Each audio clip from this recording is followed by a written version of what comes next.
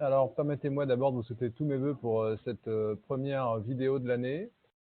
Alors, il y a un nouvel événement. Vous voyez, en ce moment, je suis en train de faire bouger le graphique de l'euro-dollar. On s'était quitté en fin 2016 avec un mouvement de l'euro en dessous des niveaux d'un 0,5, qui était un niveau stratégique, niveau depuis 2002, un ancien support. Et depuis mercredi dernier, depuis le 5, on passe au-dessus de ce niveau et pour l'instant, ce niveau fait office de support, donc il est vraiment important. Donc en termes de parité monétaire, on a un retour en arrière, retour vers la zone allez, 1,05, 1,08 si on ne veut pas être trop négatif. Donc c'est un repli qui est particulièrement important puisqu'il aurait quand même des chances, s'il se confirme, enfin pour l'instant il est confirmé, hein, mais s'il continue, puisqu'il va faire baisser le cours de toutes les matières agricoles, les matières premières qui s'échangent, hein, donc de la céréale en passant par le soja et l'urée. Donc tout va être influencé à la baisse par cette hausse de la parité monétaire.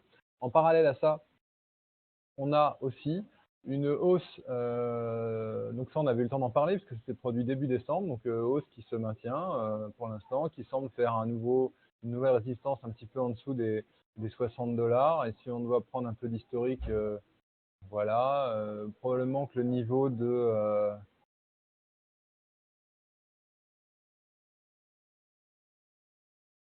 probablement que ce niveau-là, là, ce niveau de 59-60 $ maintenant va être notre grande résistance pour les mois qui viennent.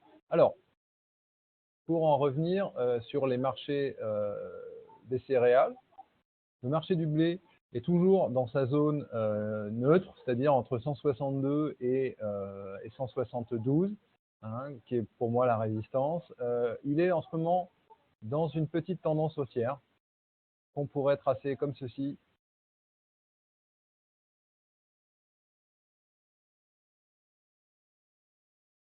Voilà.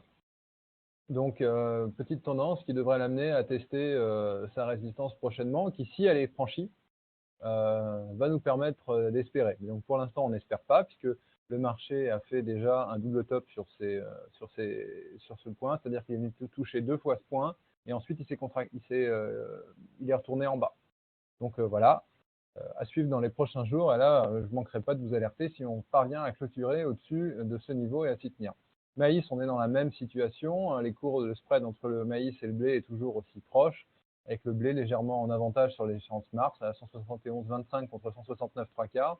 Le maïs est lui aussi bloqué entre 171,5 et 163,72, et en tendance haussière à court terme, qui va ressembler un petit peu à la tendance du blé, comme ceci.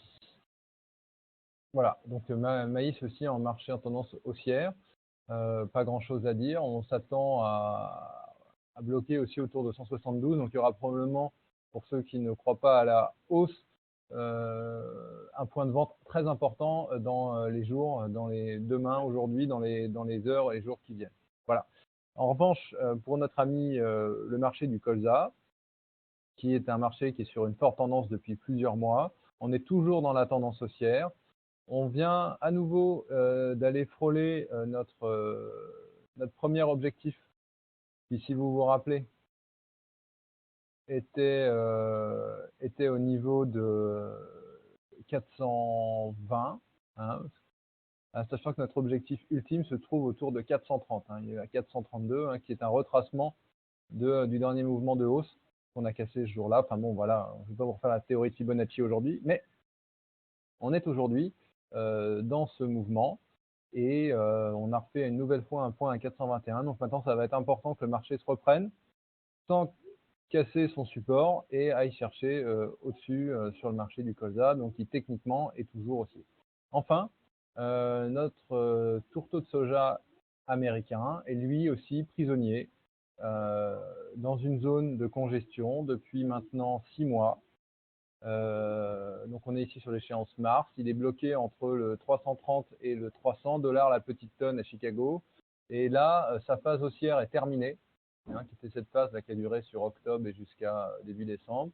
Et donc maintenant, il est plus dans une phase de stagnation, voire de baisse, puisqu'on a fait la plus basse clôture depuis un mois la semaine dernière. Donc, peut-être un marché qui va retourner voir ses 300 euros. Dans tous les cas, l'analyse technique, pour l'instant, il n'y a pas de grand changement de tendance. Vous noterez quand même qu'il pourra y avoir peut-être des évolutions techniques jeudi à partir de 18 h, vu qu'il y a un certain nombre de rapports américains qui sortent, le rapport sur les bilans, le rapport sur les stocks et le rapport sur les semis des cultures d'hiver. Voilà. Bonne année encore à tous. Merci de m'avoir écouté et à la prochaine.